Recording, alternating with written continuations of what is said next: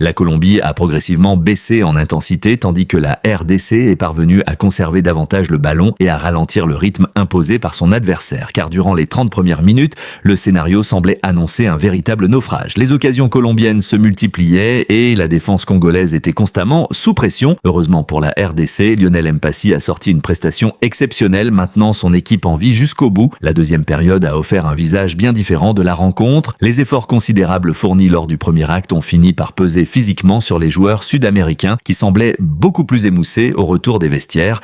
Malgré cette baisse de régime colombienne, la RDC n'est pas parvenue à totalement renverser la dynamique du match. Les Léopards ont montré davantage d'envie, davantage d'agressivité et surtout plus de présence dans le camp adverse. Mais une nouvelle fois, le manque d'efficacité et de tranchant dans les derniers mètres a empêché l'équipe de revenir au score. Habituellement très solide défensivement, la sélection congolaise a également laissé apparaître quelques espaces inhabituels, sans doute sous l'effet de la nervosité et de l'enjeu. Certains déséquilibres sont apparus dans l'organisation défensive. Et face à des joueurs du calibre de Luis Diaz, James Rodriguez ou encore Suarez, la moindre erreur se paie immédiatement. C'est précisément ce qui s'est produit sur l'action du but colombien. Profitant d'un espace laissé dans la défense congolaise, la Colombie a su faire la différence. Une réussite favorisée par une déviation qui a totalement surpris Lionel Mpassi, jusque-là impérial, car il faut le souligner, sans son gardien, la RDC aurait très certainement connu une soirée beaucoup plus difficile. Lionel Mpassi a livré une prestation exceptionnelle, réalisant plusieurs arrêts décisifs. Depuis le début de la compétition, les gardiens africains se distinguent par des performances remarquables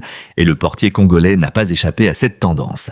Malgré la défaite, les dernières minutes ont laissé entrevoir des motifs d'espoir. Les Congolais ont enfin réussi à inquiéter sérieusement la défense colombienne, se créant plusieurs situations intéressantes.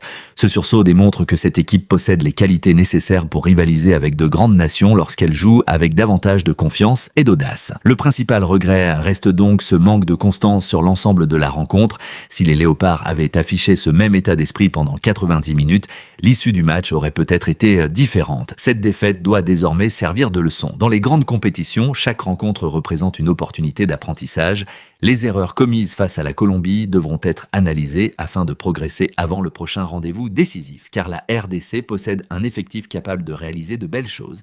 Cependant, face à des équipes aussi intenses et techniquement fortes que la Colombie, subir pendant de longues périodes devient extrêmement dangereux. Les nombreuses pertes de balles, le manque de maîtrise au milieu de terrain et les difficultés dans les transitions ont lourdement pesé dans le résultat final. Individuellement, Lionel Mpassi ressort naturellement comme l'homme du match côté congolais. Arthur Massakou a également livré une prestation intéressante, notamment durant la première période. Kayembe a tenté d'apporter des solutions offensives, même si cela est resté insuffisant. En revanche, plusieurs cadres offensifs, à l'image de Wissa ou Bakambu, ont énormément souffert, passant une grande partie du match à courir après le ballon. Le milieu de terrain congolais a également connu une soirée compliquée. Mutusami s'est montré discret tandis que Mukao a perdu de nombreux ballons avant d'être remplacé à la pause.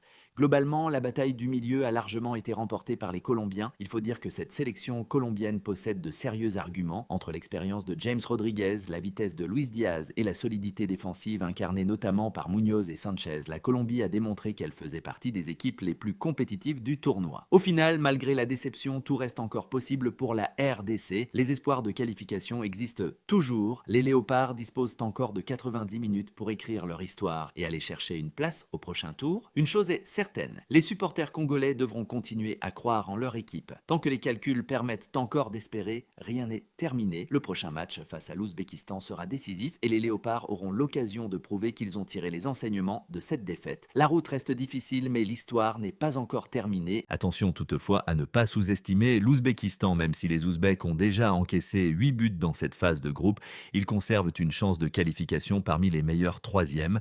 Ils aborderont donc eux aussi cette rencontre avec l'obligation de tout donner. Pour les Léopards, en revanche, le scénario est beaucoup plus simple. Une victoire ouvrirait les portes des 16e de finale et permettrait d'écrire une nouvelle page de l'histoire du football congolais. Même avec une défense à 4, la RDC dispose des arguments nécessaires pour rester solide. Tout dépendra de l'équilibre trouvé au milieu de terrain. Samuel Mutusami devra sécuriser l'entrejeu, Edo Kayembe apporter sa puissance physique et Gaël Kakuta organiser les offensives. En cours de match, des joueurs comme Noah Sadiki, Charles Piquel ou d'autres profils plus offensifs pourront également apporter un second souffle. Un autre élément mérite toutefois toute l'attention du staff technique, les statistiques de l'Ouzbékistan face aux sélections africaines.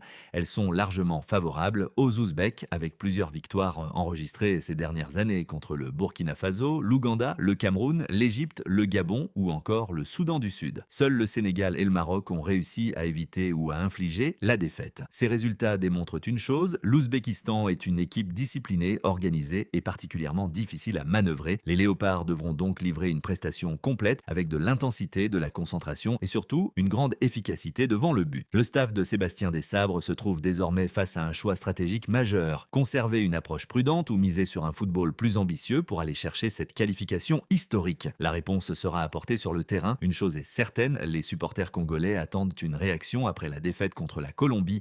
Une victoire permettrait non seulement de rejoindre les 16e de finale, mais aussi de décrocher le tout premier succès de la RDC en phase finale de la Coupe du Monde de la FIFA. Voilà ce qu'il fallait retenir de cette analyse. Et vous, pensez-vous que Sébastien Desabre doit abandonner son système en 3-5-2 pour revenir à un 4-3-3 plus offensif? Quel joueur aligneriez-vous face à l'Ouzbékistan? Donnez votre avis dans les commentaires, je serai ravi d'échanger avec vous.